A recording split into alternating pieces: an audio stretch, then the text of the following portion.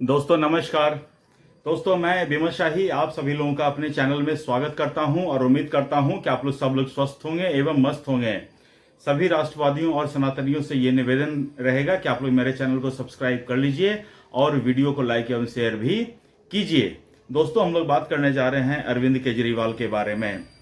दोस्तों अरविंद केजरीवाल को जितना मैं समझता हूं, मुझे लगता है कि आप लोग भी उतना ही समझते होंगे। मेरी नज़र में अरविंद केजरीवाल एक प्योर क्रिमिनल है, न उससे कुछ ज़्यादा न उससे कुछ कम। केजरीवाल उसी ढंग से सोचता है जिस ढंग से एक क्रिमिनल, एक अपराधी सोचता है। अरविंद केजरीवाल जिस तरह से 2011 में भ्रष्टाचार के विरोध में आंदोलन करके इस देश की जनता को मूर्ख बनाया था और वो मूर्ख बनाने का काम करता रहा सालों तक। सोचिए आज तक अरविंद केजरीवाल इस बात पे कायम है कि वो भ्रष्ट नहीं है, जबकि अरविंद केजरीवाल ने दिल्ली के मुख्यमंत्री रहते हुए हर एक डिपार्टमेंट में उसने भ्रष्टाचार कर रखा है। सोचिए दोस्तों, शराब मामले का जो है घोटाला है, शीश महल का घोटाला है, पानी टैंकर का घोटाला है। सोचिए उसका जो कोर इशू था यमुना की सफाई, उस यमुना की सफाई के लिए केजरीवाल ने 7,000 करोड़ खर्च कर दिया, लेकिन यमुना की सफाई रत्ती भर भी उसने साफ नहीं किया। और जब एक पत्रकार के साथ इंटरव्यू में जब वो पत्रकार पूछता है कि यमुना की सफाई के लिए आपने 7,000 करोड़ खर्च किए हैं, तो कहता मैंने तो नहीं किए हैं, तुमने किए हैं क्या? मतलब वो अपने कितने खर्च कर दिए हैं, कहां कहां खर्च किए हैं, इसका अंदाजा स्वयं केजरीवाल को नहीं है। और केजरीवाल इतना बड़ा अपराधी कि उसे जेल जब हो जाती है तो वो 6 महीना जेल से सरकार चला देता है। और उसके बाद जब सुप्रीम कोर्ट ने उसे बेल देते समय ये कहा था कि आप ऑफिस जा नहीं सकते हैं, सीएमओ ऑफिस जा नहीं सकते हैं, आप किसी फाइल पर साइन कर नहीं सकते हैं, आप अफसरों की मीटिंग ले नहीं सकते हैं, तब उसे सब लोगों ने समझाया कि जब तुम कुछ कर ही नहीं पाओगे तो बाहर आने से फायदा क्या है। तब केजरीवाल ने सीएम के पद से इस्तीफा दिया था। और अब दोस्तों शराब मामले में, लिकर स्कैम मामले में निचली अदालत राउज एवेन्यू कोर्ट ने अरविंद केजरीवाल को ये कहते हुए राहत दी है कि ये इस पर केजरीवाल के खिलाफ कोई मामला बनता ही नहीं है। और राउज एवेन्यू कोर्ट के जो जज महोदय हैं, उन्होंने उल्टे सीबीआई के खिलाफ ही इंक्वायरी बिठा दिया। तो जब कोई पक्ष हारता है तो वो पक्ष ऊपर में अपील करता है। केजरीवाल ने भी किया है। अगर किसी लेवल पर उसकी हार होती है, उसको जमानत नहीं मिलती है, तो वो ऊपरी अदालत में जाता है। ये न्यायपालिका का एक प्रोसीजर है और हर किसी को इसका प्रोसीजर फॉलो करने का अधिकार है। लेकिन केजरीवाल का क्या है कि अगर निचली अदालत ने उसे किसी मामले में राहत दी है तो अरविंद केजरीवाल चाहता है कि कोई उस ऊपरी अदालत में उसके खिलाफ अपील ना करे। तो सीबीआई ने अपने वकील के माध्यम से दिल्ली हाई कोर्ट में केजरीवाल को जो राहत मिली थी उसके खिलाफ अपील करते हैं। और अपील जो है वो हाई कोर्ट की जज स्वर्णकांता शर्मा के बेंच में जाता है। और स्वर्णकांता शर्मा जो है पहली ही हियरिंग में ये कह देती है कि जो निचली अदालत राउज एवेन्यू कोर्ट का जो निर्णय है वो प्राइमी फेसी जो है गलत लगता है। और उसने सीबीआई के खिलाफ जो डिपार्टमेंटल इंक्वायरी थी उस पर रोक लगा दिया। और उसने केजरीवाल और मनीष सिसोदिया समेत जितने भी 23 आरोपी थे शराब घोटाले में, सबको समन इशू कर दिया।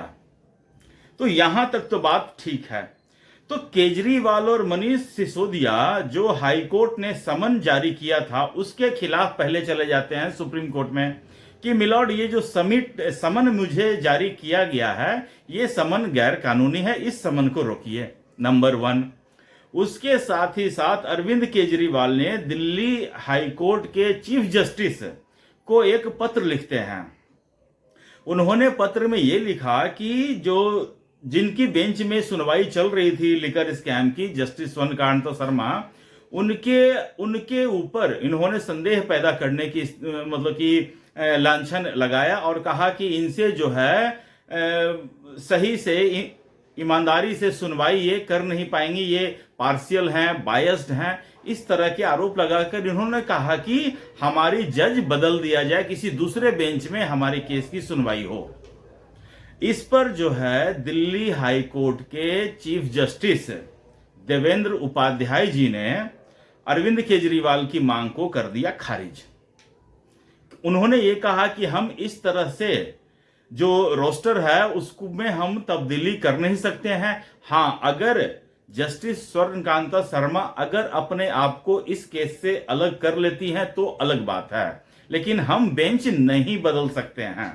अरविंद केजरीवाल का ये सीधा सीधे जो मांग थी उनको खारिज कर दिया गया।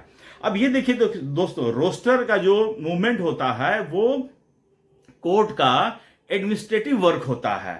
ये कोई मुकदमा नहीं था, यह एक एडमिनिस्ट्रेटिव वर्क है। केजरीवाल कहता है कि वो पढ़ा लिखा है, आईएएस रह चुका है, कानून का ज्ञाता है, और उसके बाद उसको ये समझ में नहीं आता है कि कोर्ट में केस के ऊपर सुनवाई होती है, ना कि रोस्टर में जो एडमिनिस्ट्रेटिव वर्क होता है उसके ऊपर आप सुनवाई करने के लिए सुप्रीम कोर्ट पहुंच जाते हैं। अब जब हाई कोर्ट के चीफ जस्टिस ने अरविंद केजरीवाल की मांग खारिज की तो अरविंद केजरीवाल उसके खिलाफ सुप्रीम कोर्ट पहुंच जाते हैं कि मिलॉर्ड, इन्होंने मेरी मांग खारिज कर दी है, जज बदलने की मांग खारिज कर दी है, इस पर जरा सुनवाई कर लीजिए। दोस्तों, इतना भ्रष्ट केजरीवाल है, इतना क्रिमिनल माइंडेड आदमी है, इतना ये आपराधिक सोच वाला आदमी है, ये इसके खून में ही भ्रष्टाचार है, इसके खून में ही अपराध है। ये भारत देश के इतने बड़े सेक्शन ऑफ पीपल को इतना बेवकूफ बना के रखा है।